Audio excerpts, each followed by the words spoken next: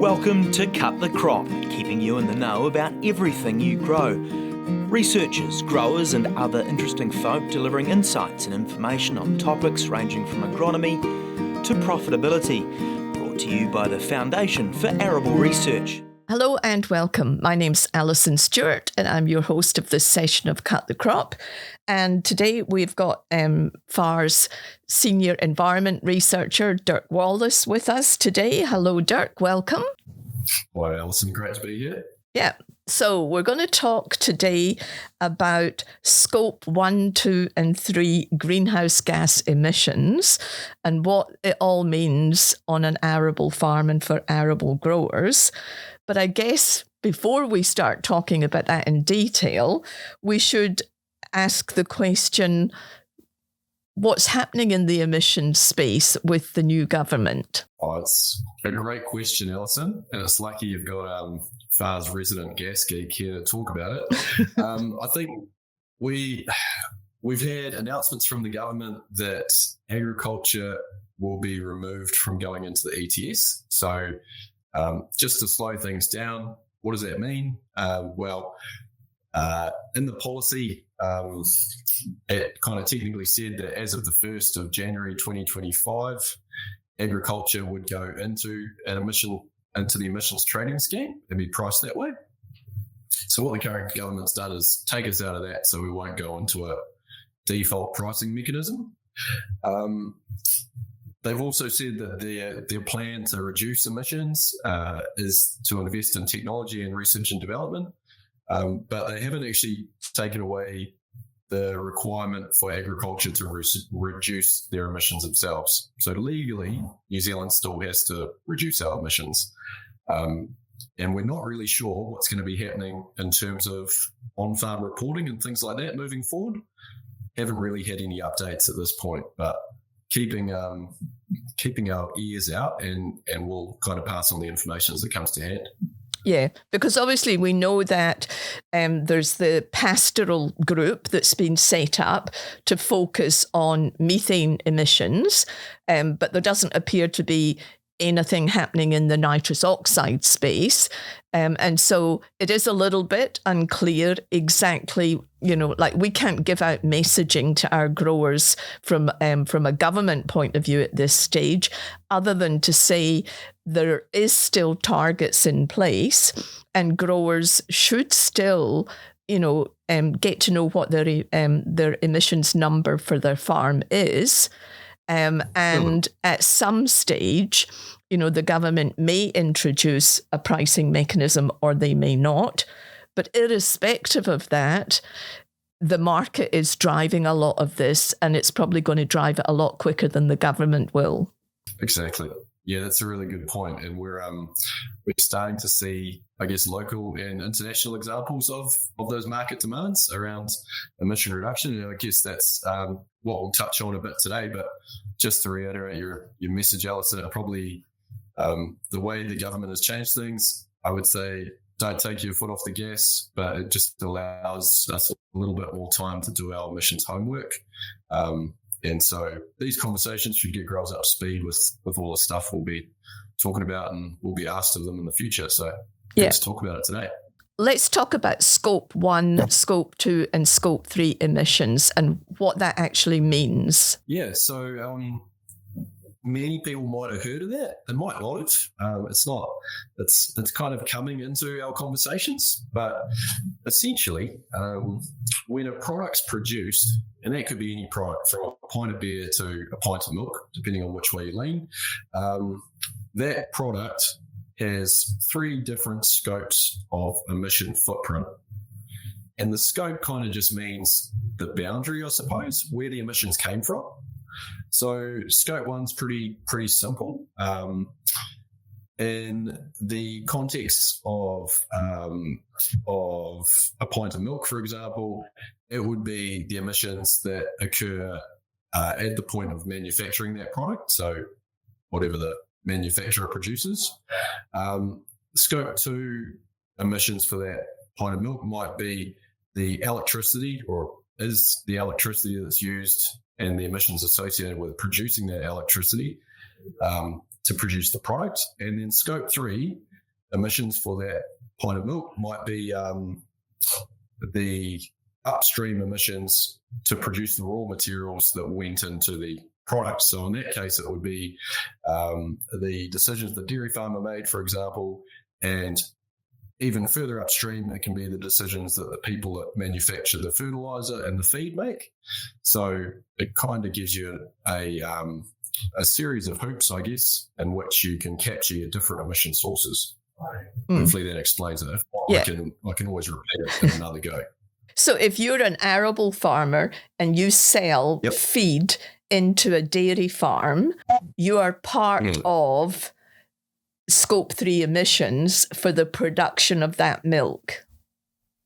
You sure are. And I think that's a pretty key message because, some of our growers might have seen the climate roadmap that Fonterra, for example, has recently put out and the targets they have around reducing their emissions.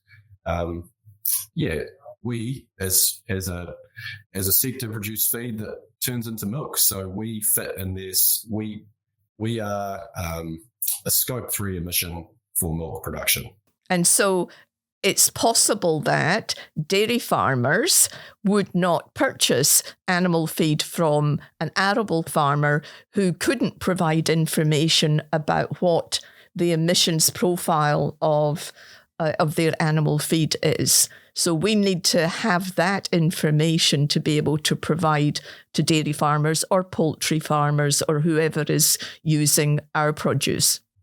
Yeah, feed emissions make up a decent proportion of the emission profile of those products. So I think we need to, like we said at the start, we need to keep our foot on the gas in this conversation and just understand there might be different people asking questions, but there's a lot of similarity about what they might be asking about. They might be asking us about how much fertilizer we use, for example, how many sprays we apply, diesel use on our farms, that kind of stuff. So recording that information makes you ready for the future. Probably just want to caveat that by saying, so if you're a maize silage grower and you've just you're getting geared up to plant and sign a contract, I don't imagine those questions will be being asked this season, but we always want to be future looking. And I think that's where this conversation is going, because currently the field of play is that our feed products are represented by default, I guess, factors.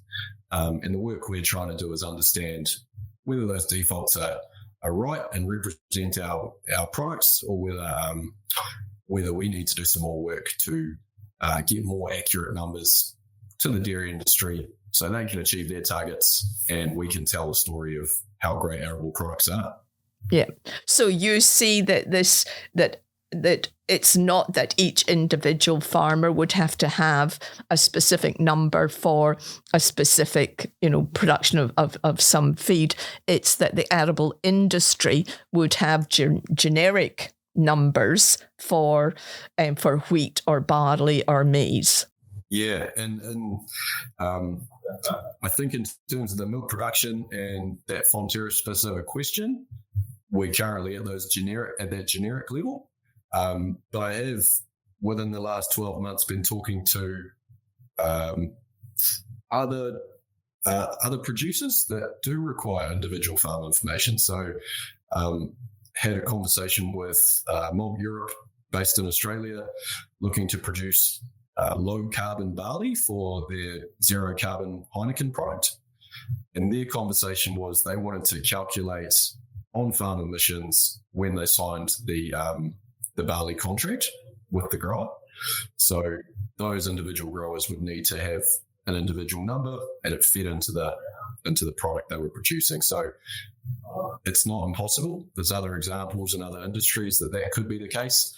But yeah, don't have any confirmation that will be the case for supplying feed into the New Zealand dairy sector at the moment. Yeah. But I think if you just look at the way that the trend is going, one would imagine that there will at some stage be requirements for individual farmers to be able to show, what their their emissions profile is, whether it's a specific, animal feed into dairy or milling wheat into, mills or barley or whatever. Or it could be the government indicating they're going to do a pricing mechanism. And so it does make sense for growers to start collecting the data now so that whenever they get asked for information, it will be at hand, as opposed to suddenly finding in one particular year they can't sell into a particular supply chain because they haven't got the data. Exactly. Yeah, no, I couldn't agree with that more. I think the best place to start is just start recording what you're doing, and that way you're future prepared. Really, it's great insurance. So yeah, that's where I. And so when you're talking about recording, you're talking about recording what? The things to look for are things that are auditable. So and that just really means that there's a strong line of evidence, which might be your fertilizer receipt documents for your purchase of fertilizers. It might be your annual diesel bills, things like that. That way there's a paper trail essentially of you saying that you did something and evidence to back up what you did. So start with those big ticket items and compile those. And that is probably the safest place to be. From there, you might want to think about starting to get information on diesel use with particular activities on the farm. And that way you can kind of feed that into any future emission question, because the majority of questions will be around how much diesel did you use to produce this crop? What fertilizers did you apply? So one of our main sources of emission is from applying nitrogen fertilizer. And then how much lime did you apply? Lime's an issue because it produces CO2 and it has a big kind of mining footprint alongside it. So thinking, nitrogen fertilizer, lime, sprays, things like that, because those will be burning diesel and have a footprint. And then, how much diesel you use for cultivation, for harvest, that kind of stuff. Starting to collect that information will put you in the best place moving forward, because it can be quite difficult to track. Just thinking about how you could get that data is a really great place to start. But if we can help out with that, then sing out, because we're very interested in that too. So now, I mean, there was a technical group working on a common greenhouse gas calculator. What's happening there? Is that still happening? That, as far as I'm aware, we've had some involvements in that, Alison, and that's, I think that's a step in the right direction, because we're always getting those questions from growers. What calculator should I use to work out my on-farm emissions? They all give me different numbers, and that was So the sectors got together there to agree on a common method. That's that work has been completed, but again, not really sure when that will be rolled out. And all of this complexity, it's kind of, I think the cool thing is to collect that information, like we said before, because every person that's asking you for these numbers might be asking for them in a different way. Yeah. But at least if you've got the numbers, then you can provide them to them, and they can run whatever calculations they need to run to print their zero carbon sticker on their product, or whatever it has. So I think don't get lost in the complexity of the calculations. Just think about what you can control, and that's about good recording really at this stage. Yeah. And I think the key take-home message is, don't think that because the government has just slowed everything down that it's not going to happen. That there is still an international commitment that New Zealand has around emissions reduction, and there is still going to be strong and increasing requirements from the market. And so it's better to be proactive and start trying to collect the data now before the demand comes. Exactly. I couldn't agree more. Yep. Yeah. And so, it's a plea to our growers not to think that they can just sort of sit back and do nothing and wait until somebody somewhere, tells them something, because all the signals are it is going to happen, and it will probably be sooner than people think, not because of the government pushing it, but because of the big, food companies pushing it. Yeah, exactly. And I mean, some of their climate goals are pretty near term, I suppose. So Fonterra's ones are around 2030. That's really only 6 years away. So these questions can be asked sooner than we think. I recognise this isn't an easy topic for everyone. So, I mean, part of the work that I'm involved in is actually pulling together a simple, almost kind of emissions guidebook for growers. So just to talk through, like what I said at the start around those scopes and stuff, provide some examples, give you a list of different terms that people tend to use, because it can all get quite confusing quite quickly.